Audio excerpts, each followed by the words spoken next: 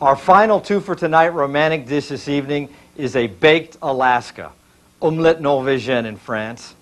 It is a great dish, and the thing that's really wonderful about it is the contrast between the hot meringue on the outside and that cool, creamy ice cream on the inside. And you flambe it right in front of that special someone. All right, in order to make our baked Alaska, we need to make an Italian meringue. What a surprise. For some reason, if a meringue is not cooked, you just put the sweetener in it and just whip it up. It's a French meringue, but if you cook it, it's an Italian meringue. Don't ask me why, I'm not sure. We're going to take about a half a cup of, in this case, I'm using evaporated cane juice in place of sugar. This is the pressed juice of the cane, and it is merely dried and not processed any further. You can use it 1-for-1 with sugar, and in my opinion, it's a lot more nutritious. You can find it in your better grocery stores or in just about any health food store. And we're going to take about a half a cup of water. Got it that started. And we're going to boil the sugar or evaporated cane juice. We're going to put our candy thermometer in there. And when it reaches about 250 degrees, we're going to start whipping our meringue. This gets a little complicated. We're going to start whipping our meringue, and when it hits 280 degrees, then we're going to pour it into the meringue, the egg whites, and make the Italian meringue. While that is cooking, we're going to have to prepare our base for the baked Alaska. I happen to have here 2 circles of genoise. It's about a 4-inch cake circle right here. Now, for those at home who don't happen to have some genoise or a pastry department, as I do, sitting around in the back, got a couple of big cookies, even a chocolate chip cookie. You didn't hear that from me. I'm going to be drummed out of the Chefs Association. But the main thing with the cake is you need it as a base to build the baked Alaska on. Why is it called a baked Alaska? You know, the story goes that it was invented in Delmonico's restaurant to commemorate the Alaska Purchase. You make this completely ahead of time. Don't start this in front of that special someone. All you're going to do is take it out of the freezer and pop it in the oven and then flambe it, and that's your grand finale of the evening. What we're going to do here is moisten the cake. Obviously, if you have a cookie, you wouldn't do that. We're going to take a little syrup, simple syrup, half evaporated cane juice or sugar, and water, and then we're going to put a little orange liqueur in this particular.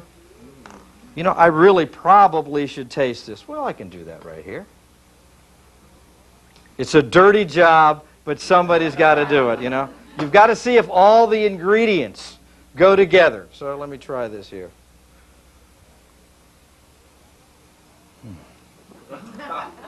Remember, if you put it in a glass, it's drinking. If you put it in a bowl, even if it's a big bowl, it's tasting.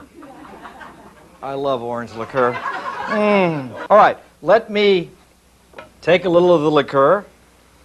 If you think I should taste it again, it may have changed. No, it's probably all right now. And we're going to put it into the simple syrup and imbibe the cake. Not the chef, but the cake. All right. Let's put that over here.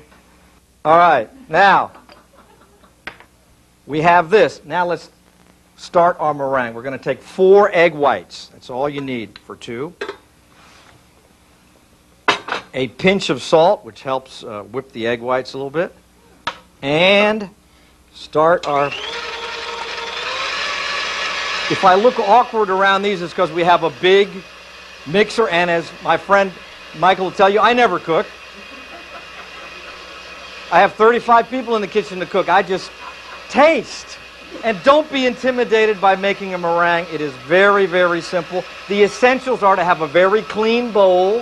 If there's any grease on the inside of the bowl, the meringue won't come up. And put a little pinch of salt or cream of tartar, and it's almost ready here. And this is just about ready also.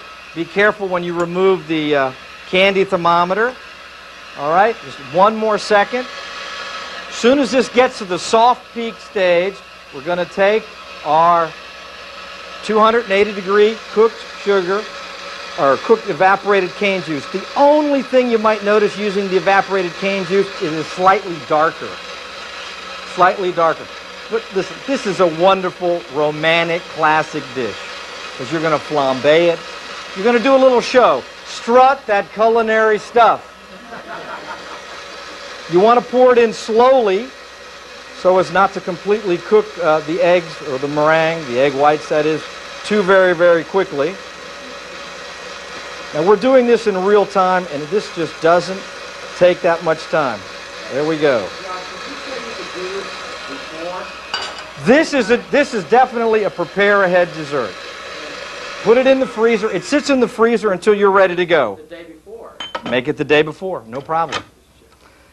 Your romantic meal, you don't want to spend 5 hours in the kitchen. Yeah, right. You want to get on with, other things. So, but you do want to strut your stuff a little bit, do the main course. This is how we do it in the kitchen. We have some prep ahead of time. We have our sauces ready, some of our garnishes ready, and we put it together. All right, now, let me just show you how the meringue comes out here. There it is. Right there. It's a little warm, and we need to let it cool. And I happen to have some in a pastry bag, which you can easily find in most stores. Now, I'm going to take our ice cream, which we happen to have handy, vanilla ice cream in this case, and put it a little soft here, but that's all right. Yeah, do you make your ice cream here? We make all our ice creams and sorbets here. Everything.